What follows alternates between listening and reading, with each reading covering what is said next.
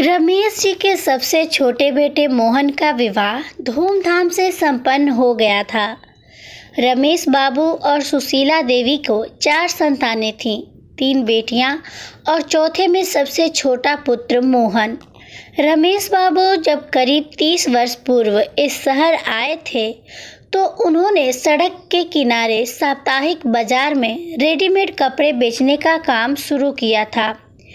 एक कमरे का घर, उसी में किचन, बेडरूम और दुकान का सामान भी।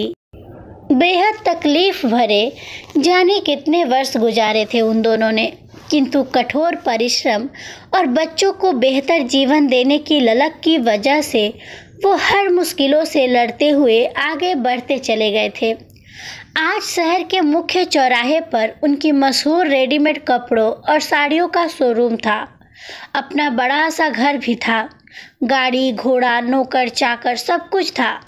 फिर भी रमेश बाबू और सुशीला देवी एक एक पैसा बस बच्चों पे खर्च किया करते थे। खुद पे खर्च करना तो जैसे कभी उन्हें आया ही नहीं। चारों बच्चों की शिक्षा और पालन में कोई कमी नहीं छोड़ी थी उन्होंने। फिर तीनों पुत्रियों का संस्कारी और संपन्न घरों में विवाह किया और अब मोहन का विवाह भी हो गया था। मोहन के लिए उन्होंने बचपन के मित्र और सरकारी स्कूल के चपरासी हरि गोपाल की पुत्री सुधा को बहुत पहले ही चुना था। मोहन भी सुधा को जीवन साथी के रूप में पाकर बहुत खुश था। विवाह की भागम भाग और मेहमानों की विदाई के बाद आज पहली बार पूरा परिवार एक साथ खाने बैठा था। तीनों बेटियां अभी कुछ दिन मायके रुकने वाली थीं। सुधा बिटिया और मोहन, अब तुम दोनों सप्ताह 10 दिन के लिए कहीं घूम आओ। तुम दोनों का दाम्पत्य जीवन आरंभ हो रहा है। विवाह के उपरांत मनुष्य का एक नव जन्म होता है। ऐसे में तुम दोनों कुछ दिन किसी ठंडे और हरे भरे इलाके में बिता आओ, ताकि दाम्पत्य जीवन में हमेशा ठंडक और हरियाली बनी रहे। रमेश बाबू ने भोजन के पश्चात इलायची का दाना मुंह में रखते हुए कहा, तुम्हारे बाबूजी ठीक कह रहे हैं बेटा। दुकान और घर की फिक्र छोड़कर तुम दोनों कुछ दिन बाहर घूम आओ। सुशीला देवी बेटे की तरफ देखते हुए कह रही थी, माँ बाबूजी, आप दोनों की अनुमति हो तो मैं कुछ कहना चाह रही थी। सुधा नजरें नीची करते हुए बीच में बोल पड़ी, हाँ बेटा बोलो बोलो, इसमें भला अनुमति की क्या बात है। सास ससुर एक साथ बोल पड़े, माँ बाबूजी, आप दोनों ने पूरा जीवन बच्चों के बेहतर भविष्य के लिए खपा दिया है।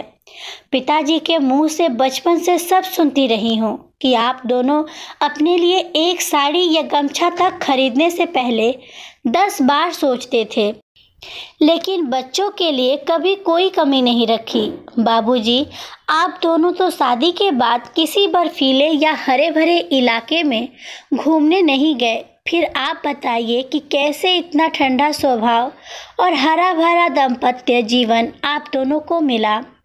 हम दोनों के सामने घूमने के लिए पूरा जीवन पड़ा है। अब घूमने और दुनिया देखने की बारी किसी की है तो वो आप दोनों की है। हम दोनों ने आप दोनों का यूरोप घूमने का 1 महीने का प्लान बना दिया है। वीज़ा, टिकट सबका इंतजाम हो चुका है। कल मैं आप दोनों को लेकर मॉल जाऊंगी, ताकि यूरोप के मौसम के अनुसार गर्म कपड़े और यात्रा के दूसरे ज़रूरी सामान की खरीदारी हो जाए। अगले रविवार आप लोगों को निकलना है। और हाँ, टूर कंपनी वाले आप लोगों का हर तरह से ख्याल रखेंगे। और हाँ माँ, मेरे लिए लंदन से एक हेट ज़रूर लेती आना। मोहन हंसते हुए बोला और फिर सुधा और मोहन खिलखिलाकर हंसने लगे।